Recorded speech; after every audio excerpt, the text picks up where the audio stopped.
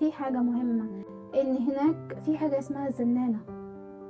ايه بقى الزنانة دي؟ الزنانة دي زي هي هما بيقولوا عليها طيارة استطلاع. الطيارة دي 24 ساعة، 7 أيام في كده؟ الأسبوع، 365 يوم في الله. السنة. تمام. ده الصوت ده الإفكت اللي كده بس. طبعا احنا رحنا مش متعودين على الصوت. يا ربي امتى الزن ده يروح؟ خلاص. الزنانة دي ليها هدف. طبعا. وهدفها ان هو يسيطر على جهازك العصبي. طبعا. تمام. لما انت كده في ودانك، يا ربي بتبقى عايزه تخبطي راسك. عارفه نقطه الميه تن اللي هي أيوة. الحاجات اللي بتتعمل في الافلام كده، يجيب لك ان في نقطه ميه.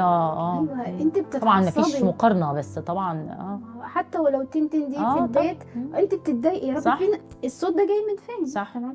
فما بالك صوت الزنانه دي، انا كنت اطلع فوق على صوتها وابصها كده عليها، هي فين دي؟ هي فين؟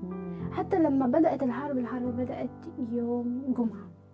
تمام. اللي انت بعد حضرتيها. العصر. بعد العصر بالذات. فكان صوت الطيران في السماء، صوته كان بشع يعني. فانا طلعت فوق على السطح ابص، يا ربي فين الطياره دي؟ فين الطياره دي؟ فعمي ساعتها كان فوق، بيقول لي انت طلعت ليه؟ فبقول له يا عمو عايزه اشوف الطياره. فين الطياره دي؟ يخرب بيتهم، فين الطياره؟ يقول لي طياره يا عم مش هتشوفيها، هتسمعيها بس. طياره ما بتتشافش، بتسمعيها. حتى صوت الصاروخ ده بمعنى ان هي انه السمع هيوصل لك لكن مش هتشوفيها يعني؟ لا مش هتشوفيها خالص. لان هي بتبقى عاليه جدا جدا، فوق فوق فوق. علشان هم يعني على حسب كلامهم هم ان المقاومه ما تقدرش ان هي تستهدفها. يعني هي لو كانت في هيبقى مرأة استهدافها في مرأة البصر او هتستهدف بسهوله. لكن لا، هم بتبقى عاليه جدا، مش هتشوفيها بس هتسمعي الصوت. وهو فعلا كنت سامعه الصوت. او انا كنت طول الفتره دي كنت فوق على السطح الصراحه، عايزه اشوف. طبعا جاي منين ده، عشان اشوف الصوت ده حجم الحاجه اللي جايه منه ايه، يعني ايه الشكل يعني. الصوت صوت. لا صوتها كان بشع بشع يعني. مش عارفه يا ربي هي فين؟ طب هي من اليمين ولا من الشمال؟ طب هي فوقنا؟ طب هي قدامنا؟ طب هي ورانا؟ اللي بتحكيه ده كله يقول ليه الطفل الفلسطيني كده، لانه الطفل اللي يكون بيتعامل مع الحاجات الكبيره جدا دي بجمله عمك اللي قالها لك مش هتشوفيها هتسمعيها، ما ده تكوين، ما ده انا بتكون على كده.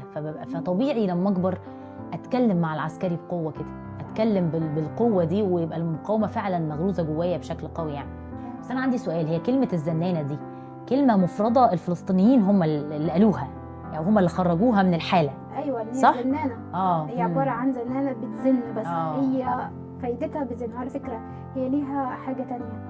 ان هي زنانه مش مجرد بس ان هي بتعمل صوت عشان تاثر على اعصابك، لا ده هي بتصور طبعا كل حاجه، بتجيب كل حاجه. فاهماني؟ لدرجه مثلا ممكن تكوني قاعده في البيت، عارفين البيت ده فيه كام شخص وكله طابق.